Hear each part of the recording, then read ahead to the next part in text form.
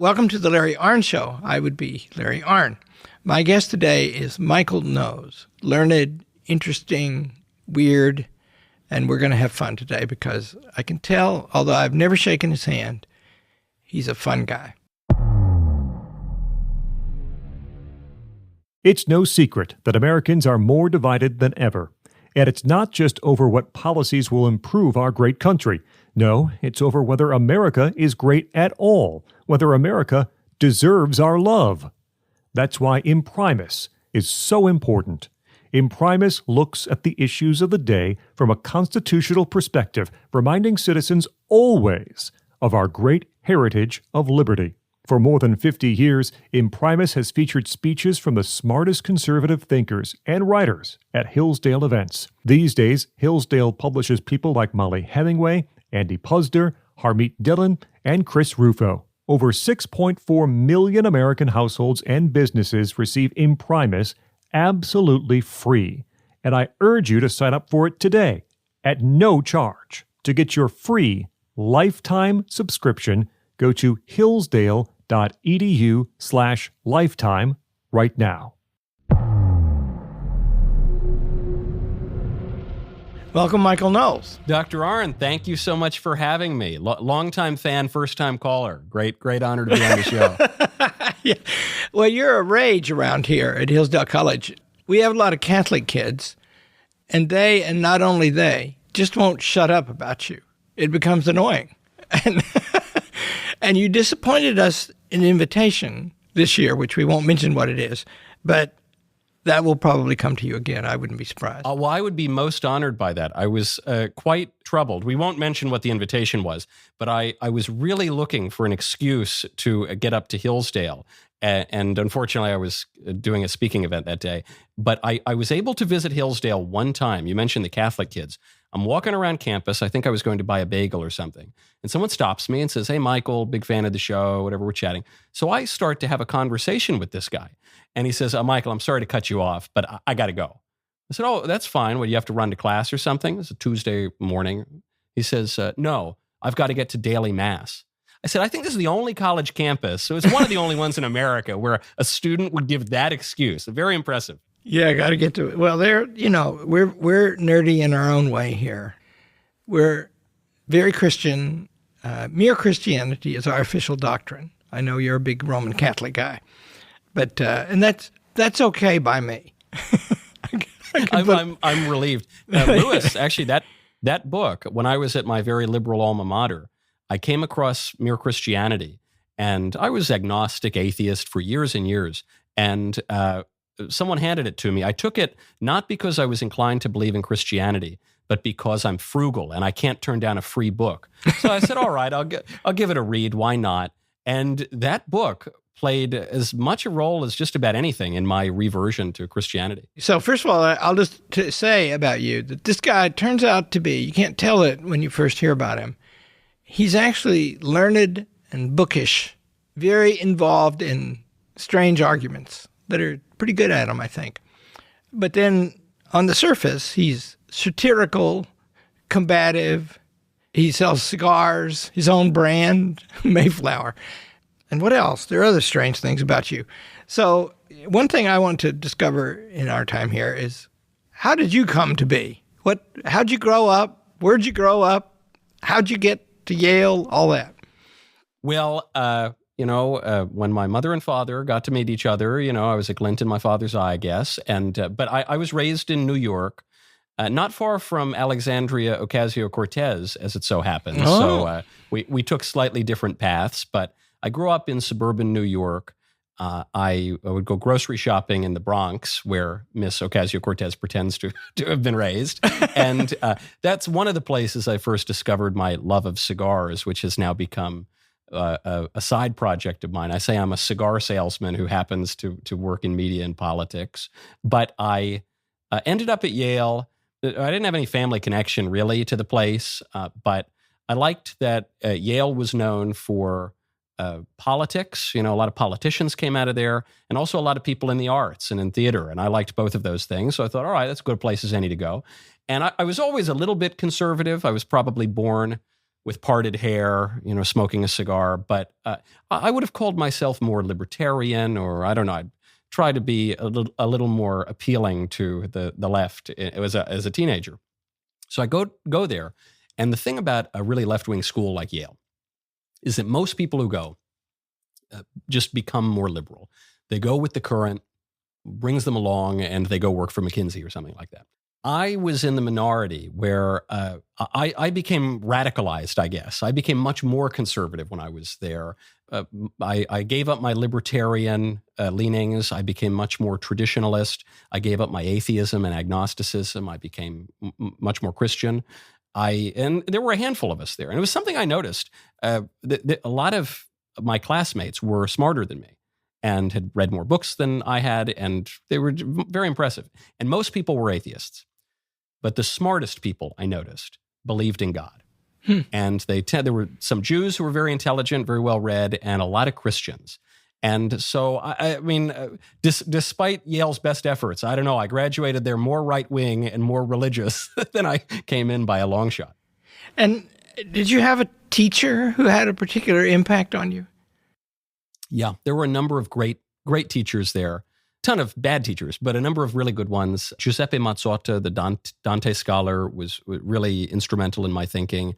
Some of the more conservative professors, John Gaddis, Don Kagan, certainly Charlie Hill, a number of others, wonderful teachers throughout a number of different departments. Stephen Smith, who's a little bit more left-wing, Straussian, really wonderful guy. I had dinner with him one time.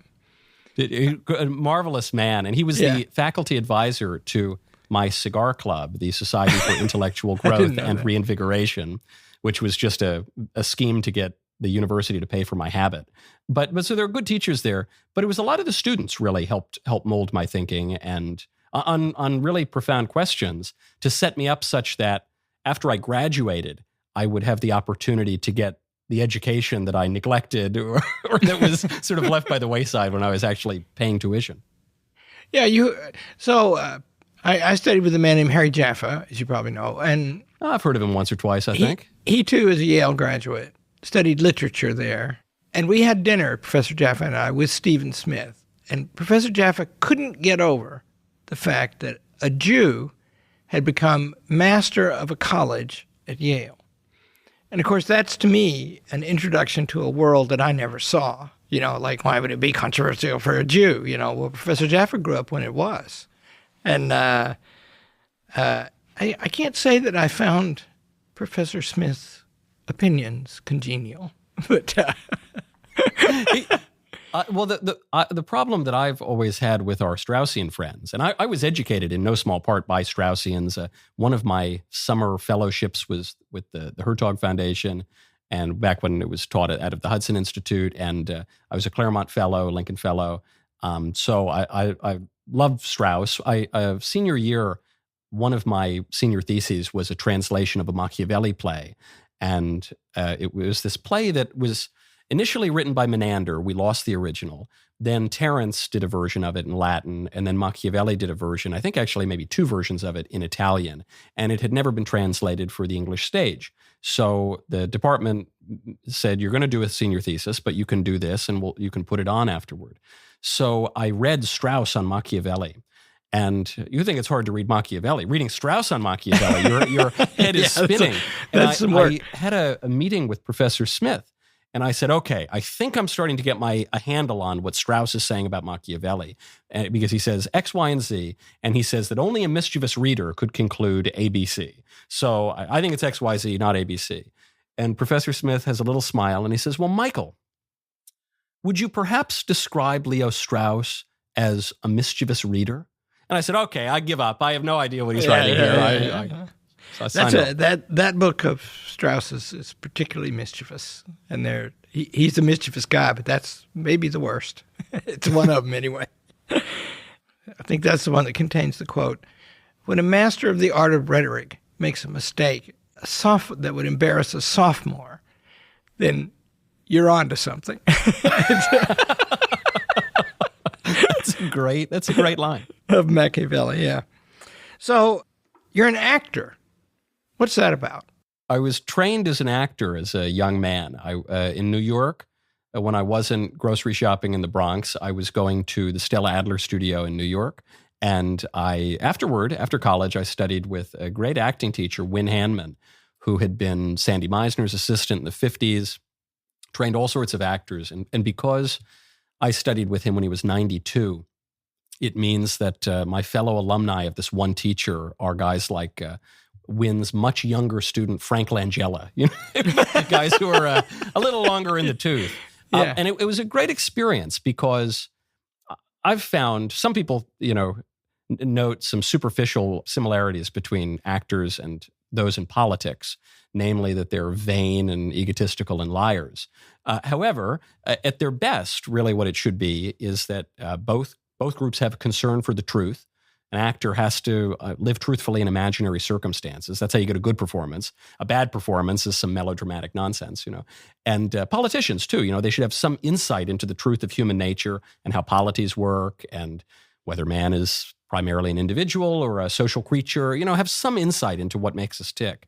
And at best, actors and politicians should like people because you spend a lot of time with people. So, an actor should love sitting on the subway and watching the person across the way and figuring out how they move, why they move the way that they move. And same thing with a politician.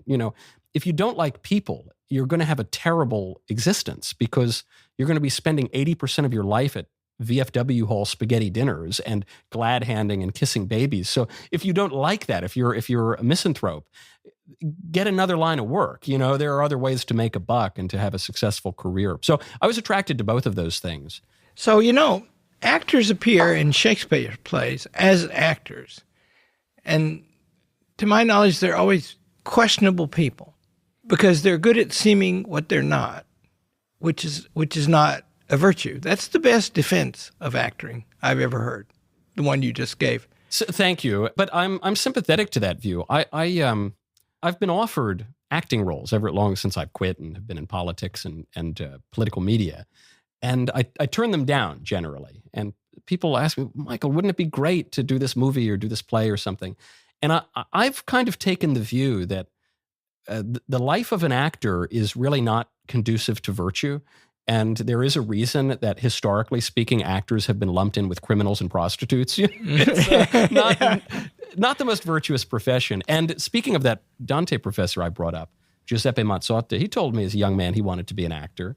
And when he mentioned this to his mother pointed to the door and told him where he could go if he wanted to do that. And I said, well, do you regret not having been an actor?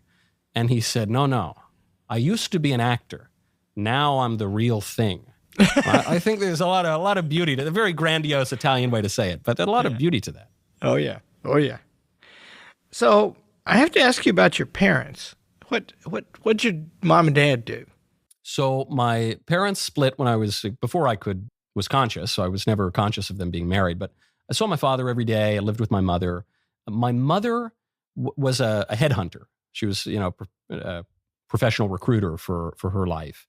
But before I was born, she worked in politics, and she had a very interesting background. She, I think, worked on the Reagan 84 campaign at a low level, and she worked for a Democrat political consultant. But sometimes this Democrat political consultant, who will remain nameless, would run Republican campaigns, I believe, under my mother's name, because Republicans needed to hire consultants too. And I remembered hearing about some of these colorful figures when I was a kid. And not long ago, I ran into Roger Stone at Mar-a-Lago, of all places. And I said, I didn't know him that well. We knew each other through Twitter, say, but I said, Roger, this is going to sound really strange, but I think you worked with my mother in the 80s. And he said, well, really? I watch your show, but that's, is this amazing connection. And so she had that political edge to her. And I convinced her to vote for Bob Dole in 96. I was 6 years old. I was in first grade. I didn't know much, but I knew that Clinton was a draft dodger and Bob Dole was a respectable military veteran. And I pleaded with her to vote for Dole. And she let me go into the ballot box and pull the lever. So I might have been committing voter fraud since I was 6 years old, but she did that. I think she voted for Bush twice. So her political views were a little tough to pin down. And then my father has been sort of like a social worker for much of his career. Also politically very moderate, though. So I don't know where the rabid reactionary right-wingerness came out of in me, but it wasn't really from my family. So we in the college business, one thing we learn is they make themselves more than anything else. Their loves emerge. They follow them. It's good to know about their parents because that does help you in some ways predict their behavior. But in the end, they're amazing. And they want to grow. And they grow in the way nature and they intend. So we think that. And so this is part of the point I wanted to make, because you are, as I've said, such an interesting combination of things. I want to go super nerdy now.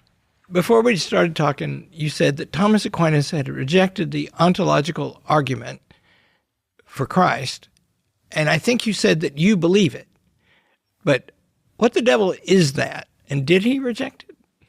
Well, I really never want to put myself on the opposite side of Thomas Aquinas on any question, including what I should have for breakfast. That's a dangerous place to be. But when I was in school, I was an atheist from my confirmation onward. So 13 years old. This was the time of the New Atheists and Christopher Hitchens, and it was a very appealing literary movement, publishing movement for punk 13-year-old kids who thought they were smarter than they are.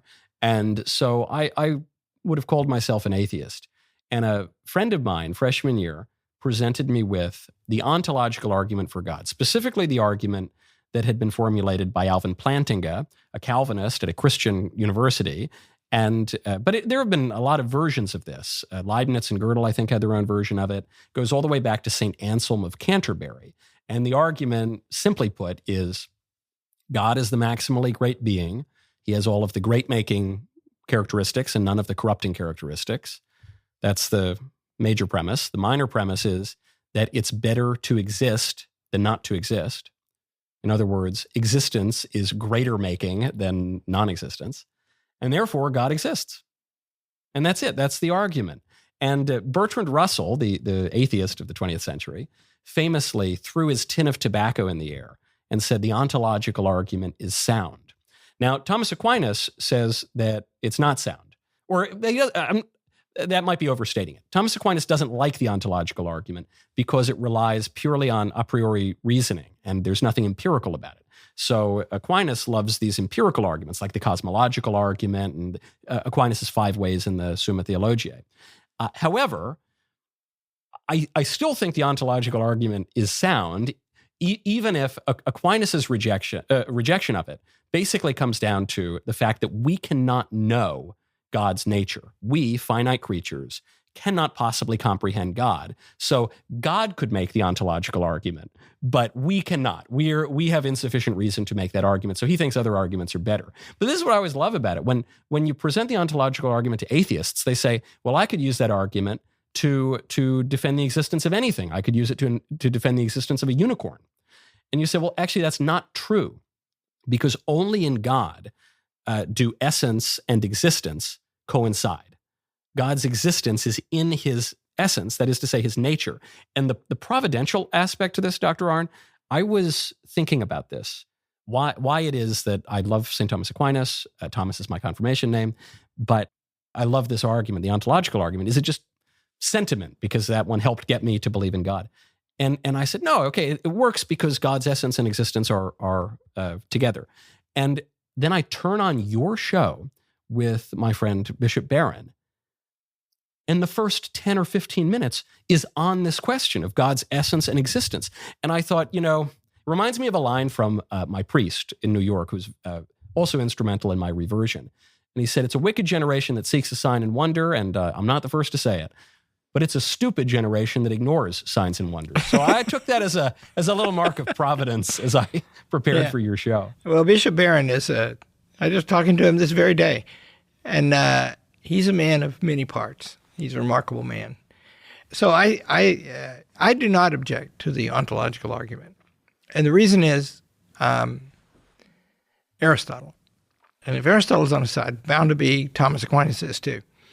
So isn't Aristotle's argument like this, that every time you identify a thing that's part of a category, you're identifying the good in that thing.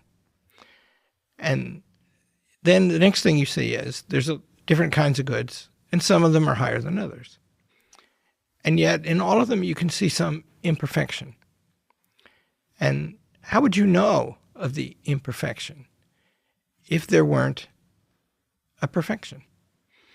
And so God supplies a completion to the things that you not only observe constantly, but also use every time you form a sentence. And that seems to me then that that is observation, but also it's logic. How do you know this is, is an earthworm better than a horse, or is a horse better? Well, there's not much doubt about that.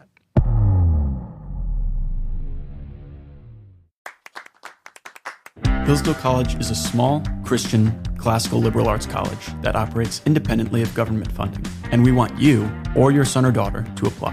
At Hillsdale, students grow in heart and mind by studying timeless truths in a supportive community dedicated to the highest things. Hillsdale College costs significantly less than other nationally ranked private liberal arts colleges and receives regular recognition as a best value, and nearly all students receive financial aid. Our robust core curriculum, vibrant student life, and 8-to-1 student-to-faculty ratio make for an education like no other. For more information or to fill out an application, visit hillsdale.edu/info. That's hillsdale.edu/info.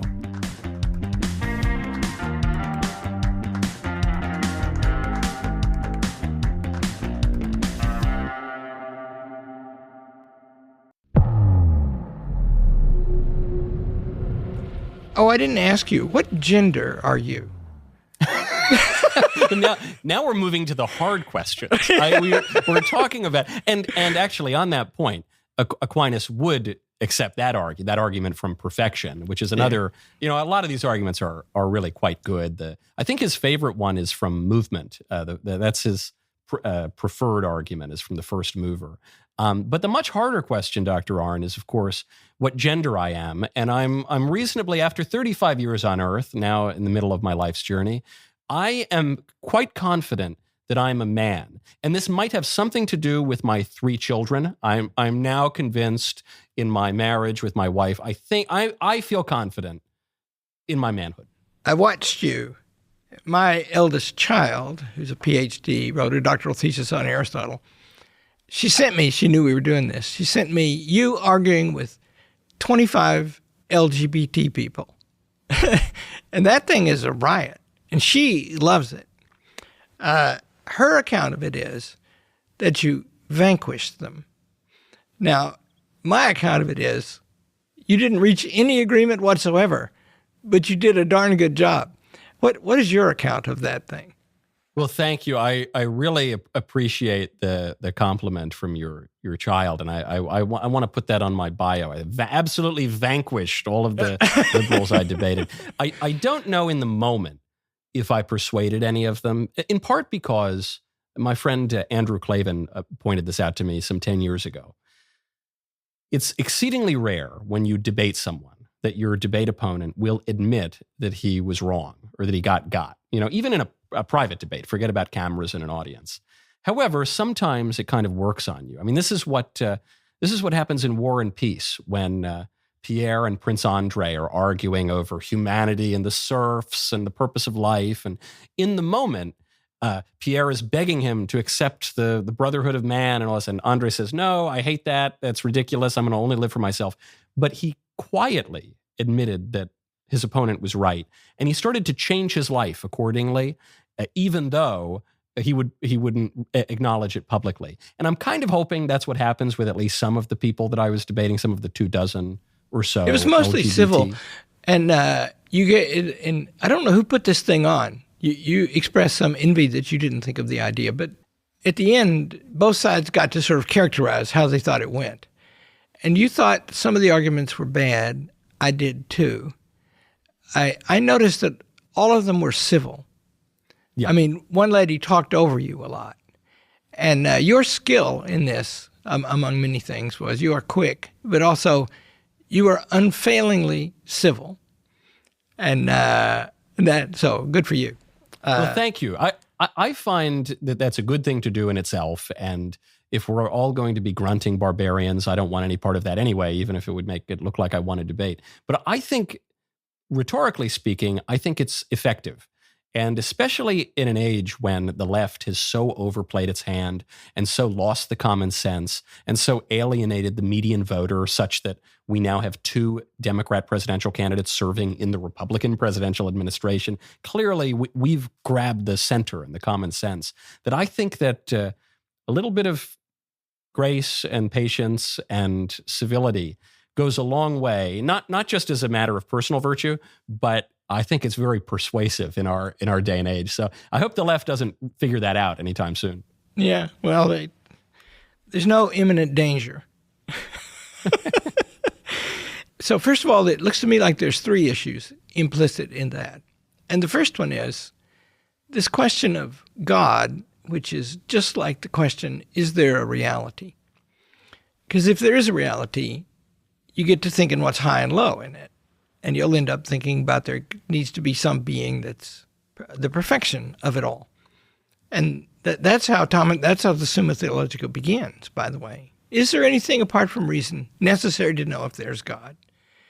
And the answer is, yeah, but you can know quite a lot just by thinking about it. Exactly. The First Vatican Council defines this explicitly, which is that the existence of God can be known with certainty from the created world using human reason. Now, God reveals much more of himself to us, so that can't be the end of the road.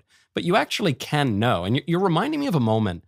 I think I was in college when this happened. I was sitting out at my house in New York, and I was probably smoking a cigar, and I was looking. I had this kind of ugly little rose bush right in front of a tiny little house, and it was this kind of all broken down little rose bush. It wasn't flowering or anything. But I looked at it, and I don't want to sound soppy or sentimental here, but I had a little bit of that Joyce Kilmer poem in my head. I think that I shall never see a poem lovely as a tree. Maybe not the height of English poetry, but it makes a good point. And I was struck by the specificity of the tree. Why, or the rose bush in this case. Why does the rose bush exist? Why does it have to exist? Why does it exist as it does? In other words, why has reality unfolded in this specific way? Is there something to that? And this is a real Christian inclination, I guess, that, it's not just that God exists out there in the ether, or that there is this idea of the summum bonum that's just, kind of floating above it all, but that God enters into history at a specific time, in a specific political order in the Roman Empire. There are parallels, there are winks, there are resonances, that the Filius Dei enters into history at the time that the Filius Divi is sitting on the throne in Rome. All the great peace that Christ inaugurates at the time of the Pax Romana, all of these little details and hints and beautiful flourishes that is It helps us to make sense of our individuality, even as we're social creatures. It's just this totally unignorable, undeniable insistence upon the reality that we have to make sense of this world that we are actually in. We have to grapple with the problems that we're actually here for. We can't just begin with a blank slate and some bull session philosophical musings that a freshman in college might wish to advance. Yeah, I think my own view is if you study Aristotle, one thing you learn to do is to look at each thing for what it is. Before you think about what you think about it, before you think about what caused it, you don't see the world as an infinite stream of efficient causes. Things have a being. Look at that thing right there. I'm in the college business, and one of the devices that we find handy is to tell the students that we're not very interested in your opinion. It violates all the principles of freedom and that organization. Modern FIRE. education. Yeah, but we always say, yeah, okay. If you ask an 18-year-old a fundamental question, they always want to say, well, to me, or according to someone else.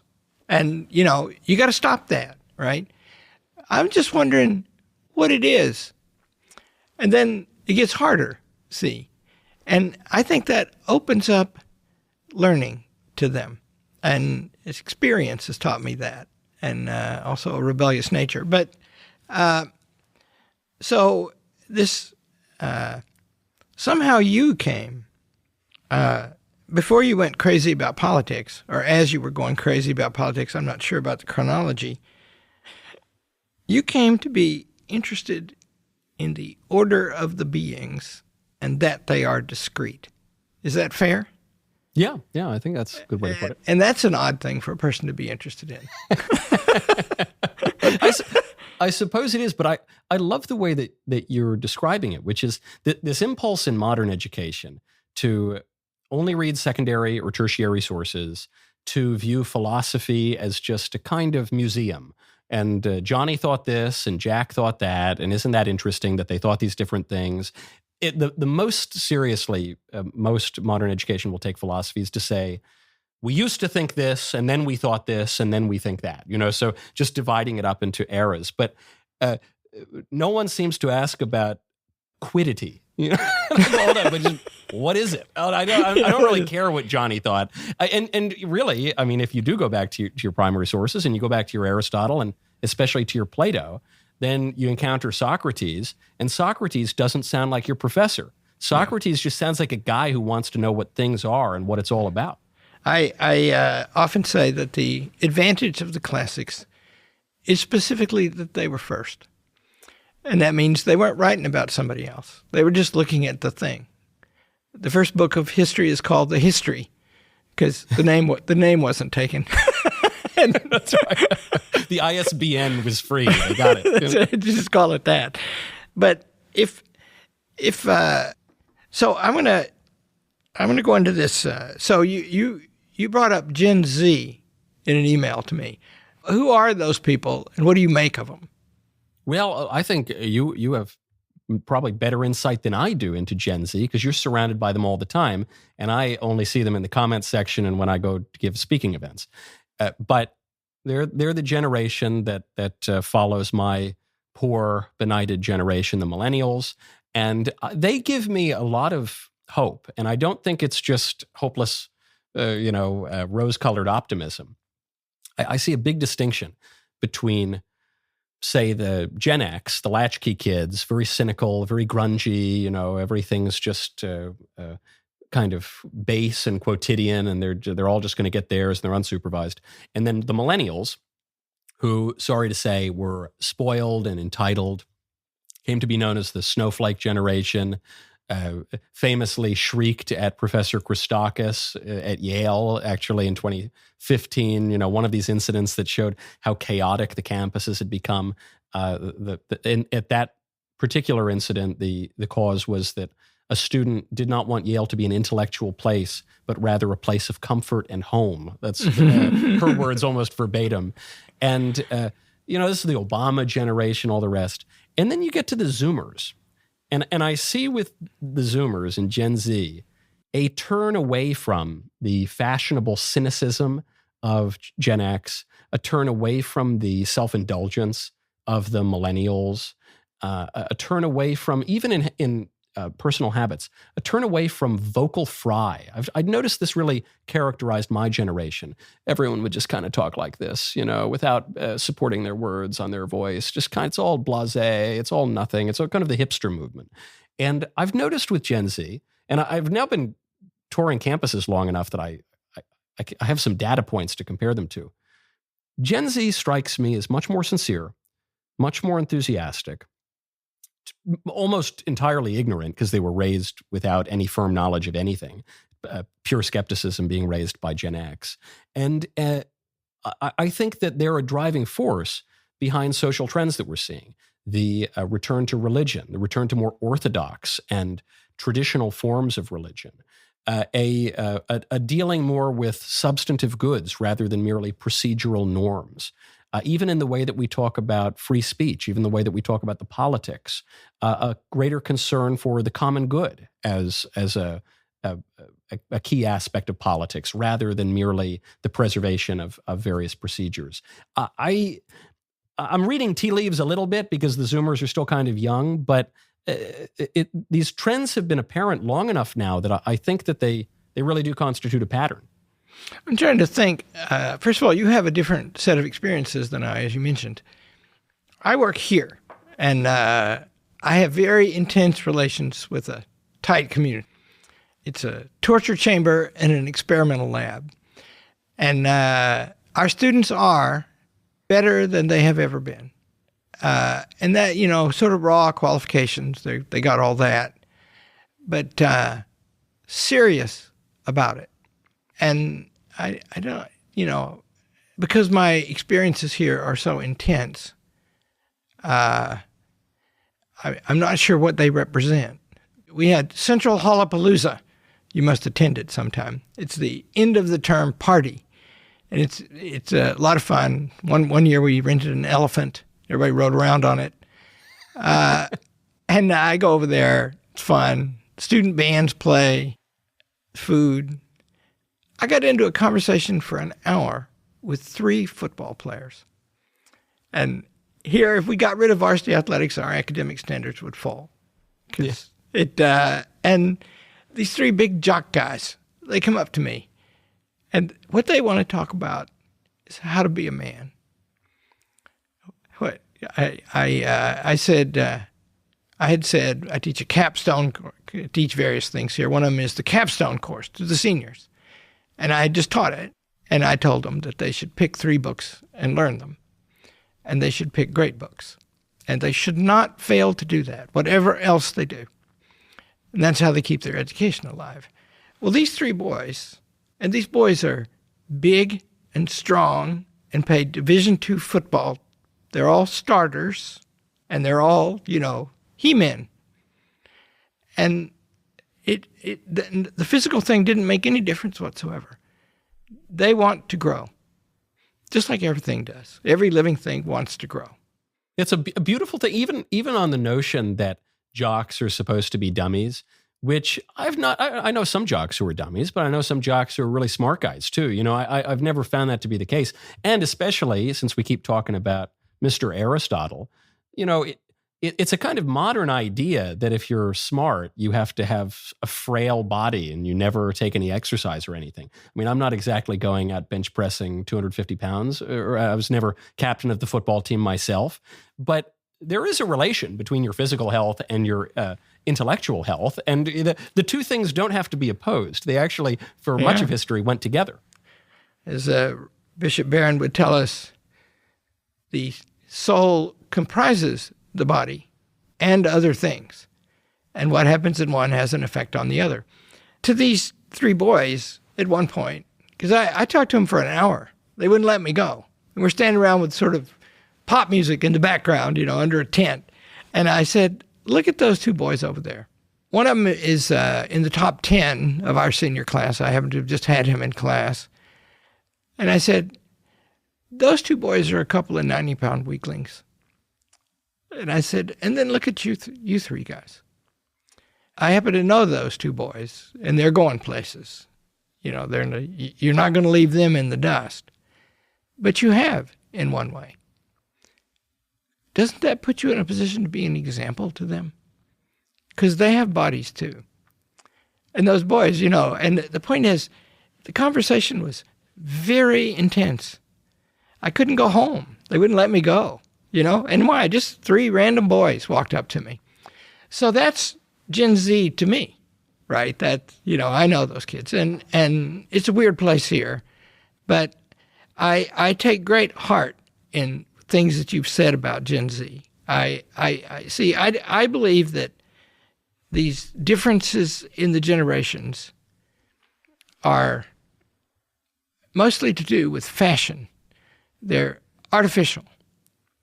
I don't think generations are produced by their circumstances any more than I think you are produced by your parents.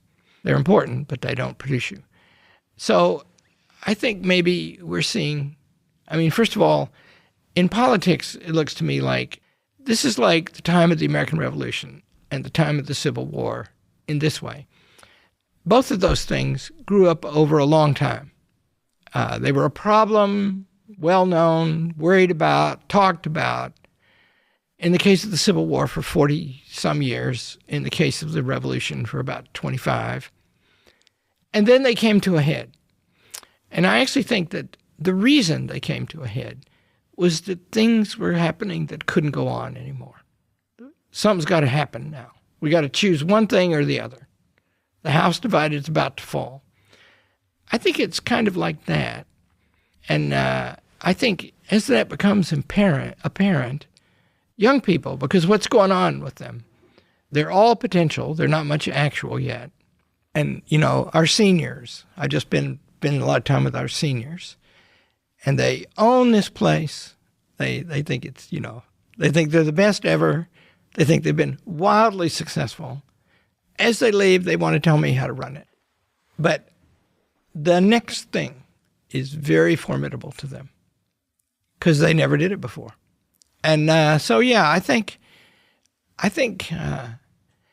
there's an opportunity. This is almost Hegelian, which means it must be wrong. There's an opportunity for us to see things because of the situation we're in.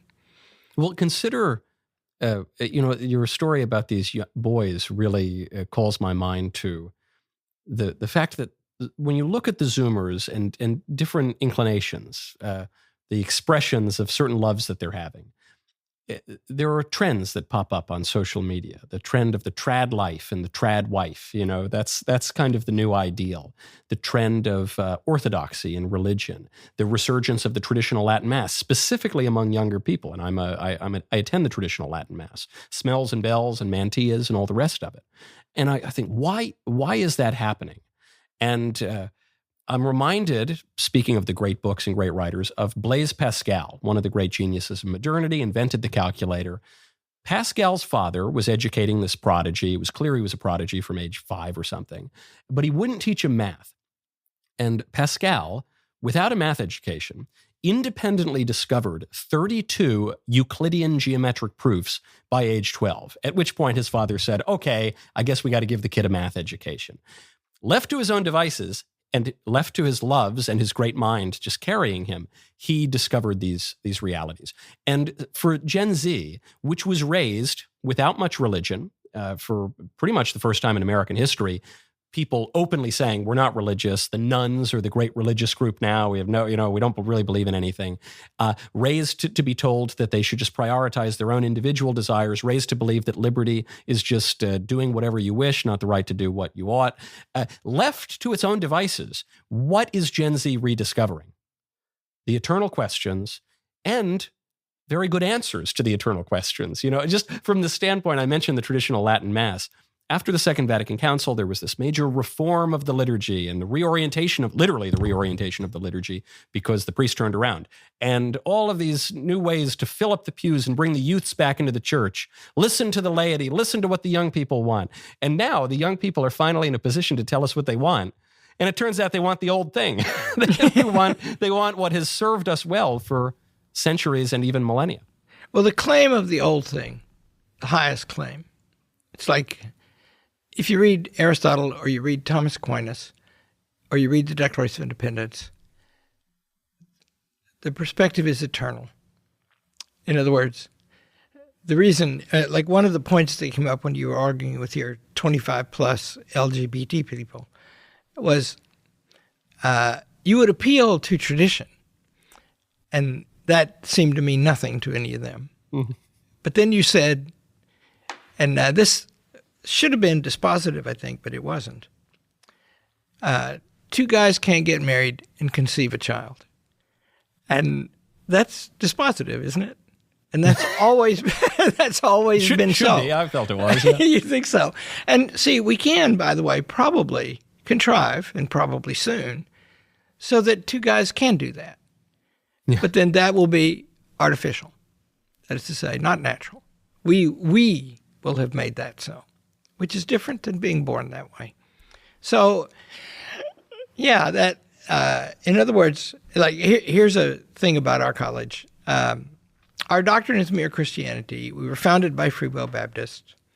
We're probably 35% Catholic or something like that. Then you got to add in us Anglicans, Orthodox Presbyterians, There's a movement in the student body. I like to say the average freshman who shows up, when he prays, he says, "Aw shucks, Jesus, I just want to say." It's a version of St. Augustine, right? Let me chaste, but not yet. But then they start reading old books. And the next thing you know, they're becoming all liturgical, just like you said. Latin Mass, all that.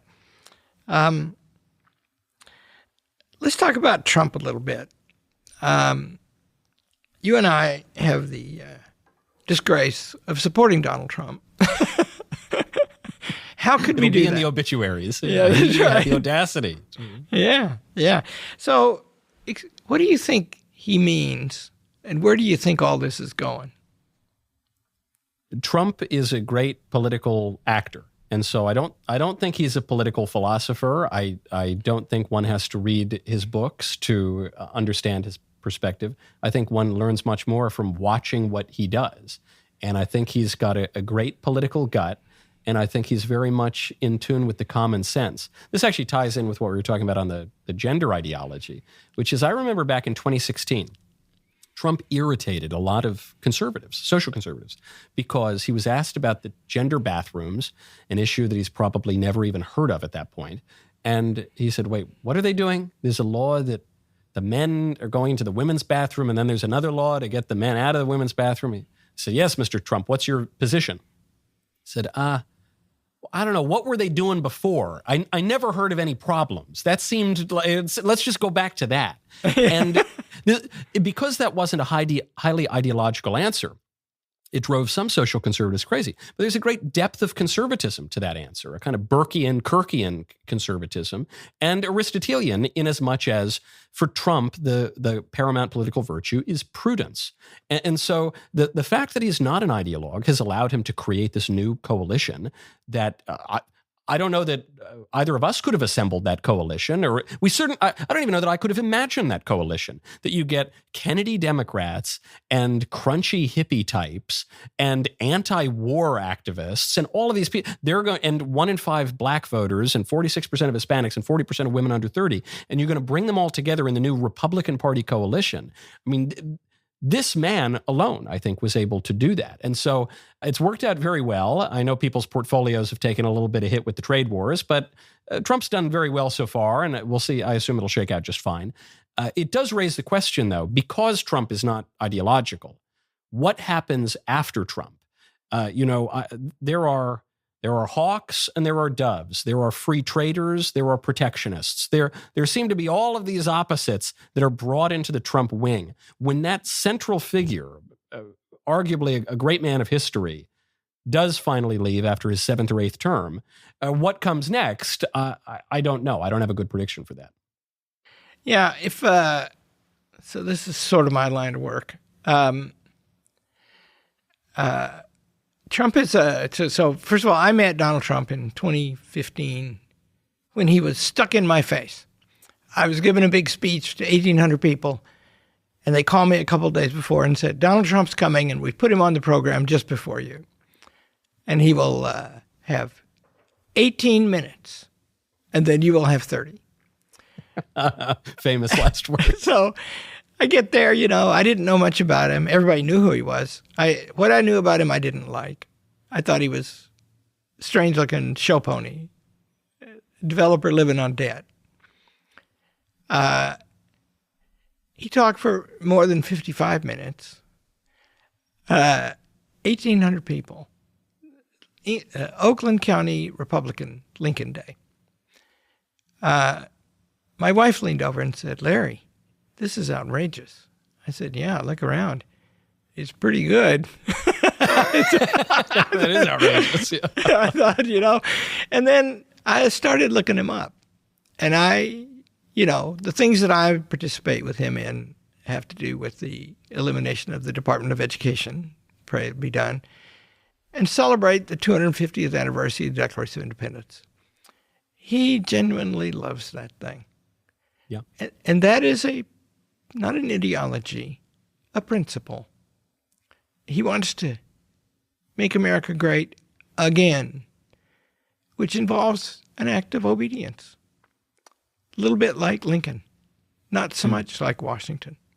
So I've come to take him seriously. I myself have no idea how all this is going to play out. It's I think it'll take a long time. I think his 6th, 7th, and 8th terms, it will still be important who succeeds him. Yes. No, of course. I mean, even on this point of the concreteness of Trump and the less ideological aspect to it. I mean, your point is well taken that he really loves the Declaration of Independence. He also loves big parades and he loves fireworks. And I think coming after this period when we were told America is merely an idea, it's just an idea in the abstract. It has nothing to do with concrete people or borders or oceans or land or industries or anything like that. Trump coming in there and saying, no, America is hot dogs and fireworks on the 4th of July. That is not ideological. That speaks to tradition, the unspoken customs that define a people that you just kind of become acculturated into after some years, after some generations. I think about, despite my swarthy Italian appearance, on my father's side, my ancestors come from the Mayflower and they fought in the Revolutionary War. That's where I get the Mayflower cigar name from, is from some of them on the Mayflower. But I had 2 ancestors in the Revolutionary War, John and Simon Knowles. John was the father, Simon was the son. They were at Bunker Hill. John died of his wounds after Bunker Hill. Simon went on. But he was there very early on. And then Simon was with Washington for a lot of the war. He crossed the Delaware. He was at Yorktown. He served the whole war, gets out at Newburgh in 1783, goes on, we only know about this because he got a Revolutionary War pension, that we have the document from it. But I think about my ancestors, and did they sign up at Bunker Hill because they really took to heart the writings of Montesquieu and the notion of the changing political order? And like maybe, or maybe it was just their country and they really love their country and they love their countrymen. And that political love as a political virtue, is something that has really been neglected in recent years. And so when Trump gets on stage and he cartoonishly hugs the American flag and starts kissing it, I mean, the liberals mock him for it and they sneer at him. There's something really beautiful about that. That actually, I cheer that on. I want to see a lot more of that. Yeah, me too. I had Eric Prince on this podcast lately, The Warrior, and he gave an answer to your speculation. Who were the people at Bunker Hill? The answer is they were the ruffians. Today they'd be cops, firemen, and special forces people. Yep. Like to get out there and mix it up. So I want to close by talking about Christianity and politics. You're a conservative guy, started out libertarian, moved more traditional, a devout Catholic of the traditional stripe. How does all that mix together, and how does Christianity play in American politics? Well, I'm not one for the political quietism that is sometimes advocated by Christians, that we just need to go to the hillside, keep our heads down. Politics is too yucky and mucky, and we don't want to soil our pretty little consciences with it. I don't think that's a particularly Christian view. Certainly not an Aristotelian view, and Thomas Aquinas baptized him, so we ought to take it seriously. I growing up was told that one cannot legislate morality, one of the stupidest phrases maybe ever uttered in American politics. What is legislation? What if it has no recourse to morality? What exactly are we legislating? And so I'm of the opinion that Cardinal Manning was, which is that all human conflict ultimately is theological. So to your question on the Catholicism, which is apparently foreign in America, or it's at least a minority view, I don't really buy it. I take a lot of heart with Tocqueville's observation that Catholicism will grow, that America will trend toward more traditional forms of religion, and for Tocqueville, it's specifically Catholicism, or that we'll become atheists, and that's a dreadful future that we should hopefully avoid. But even when I look at the form of the country, I see a lot of Thomas in there. I see a lot of De Regno, and I see a lot of the Summa Theologiae. Because as we all debate, is America democracy, our sacred democracy, the temples of democracy the liberals talk about? I think, well, really, the framework of the country is this mixed regime that is supposed to keep us from the awful cycle of regimes that Polybius observes, and it's going to, hopefully will avoid revolution, no matter what Thomas Jefferson writes in his diary. And so that means there's going to be a monarchical element in the president, and there's going to be an aristocratic element that we used to have more in the Senate than we have in other interests, and there's going to be a popular democratic element. And by mixing these things together, you might have some political stability. And that does come from Thomas Aquinas, mediated perhaps by other thinkers to our framers. But I think the two go together very well, a very traditional religious perspective and the country. Because much as the secularists would like to avoid it, God is on our money. God is in the little sung stanza of our national anthem, "Conquer we must when our cause it is just, and this be our motto, and God is our trust." God, even for the more Enlightenment-tinged, more deistic thinkers of the revolution, Christianity was the bulwark. Everyone quotes Adams as saying the Constitution's built for moral and religious people. But Adams also said that it is the Christian morality that provided the principles on which independence was won. So that's really a more specific and concrete way of putting it. And if we cease to be a Christian nation, then I guess we'll be something else. And I warn my liberal friends, if you think Christian nationalism is bad, just wait until you see unchristian nationalism. You're going to like it even less. Yeah, so I'm fond of the argument that America is a specifically Christian nation in this respect. Jesus claims that he is the maker of everything, the sustainer of everything, and the salvation of everything. And then he says, my kingdom is not of this world, which means somebody's going to have a kingdom. Yeah. That kingdom would have to respect the freedom to worship Christ. And so the regime of religious liberty is written in Christianity. And so I think you're right that, Christianity's influences in the founding are, predominant. The idea there's a contract between God and man made with the Jews and perfected in Jesus. That's a Christian idea. And that government is a compact, is the political derivation or manifestation of that. That's Christian. Christian morality. Do as you would be done by. Those are profound things. But then when George Washington writes to the Hebrew congregation as president in Newport, Rhode Island, he says, now no more that we speak of religious toleration as if it were by the indulgence of some that others enjoy their inherent natural rights. See, that too is a very Christian thing to say. And also in accord with the laws of nature and nature's God. And present from the earliest days of the country, and so it, when we look at tradition, we understand principles of the country that are then expressed in the tradition. When you point to it, a lot on the left they consider tradition to be prejudice and benighted and dark and scary. But you look and you say, well, actually, we've got a pretty good track record here. So if we just kind of keep doing these things that we've got now in our bones and in our muscles, that's probably better than trying to reinvent the world anew from your reason. And it's true that will involve certain limits. Our government and our political tradition, as in all states, circumscribes certain behaviors, and the Constitution circumscribes certain behaviors. But one has to have limits. We're not limitless creatures. And then they always respond and they say, well, if you're going to say that we can do some things and not do other things, if you're going to say there are limits on license, they call it liberty, then who decides? And to your point, someone's going to decide. I don't. This is a self-government, right? I just as soon we decide in accord with the truth and with logic. And here, then, you see, with the wishy-washy language that the left uses to discuss religion, they try to say that all religions are the same, but they're certainly not. And you look at a religion like Islam, which is, since the Middle Ages, a voluntarist kind of religion. It says that Allah does whatever he wants to do. He's not identified, as Christianity identifies God, with logic, with the Logos.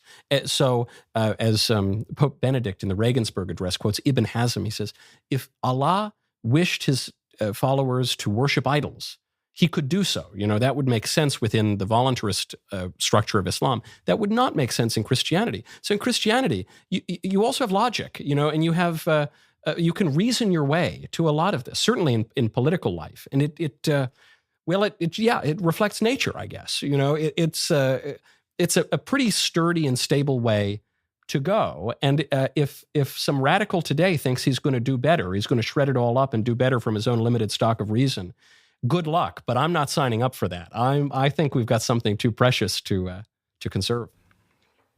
You optimistic? I'm hopeful.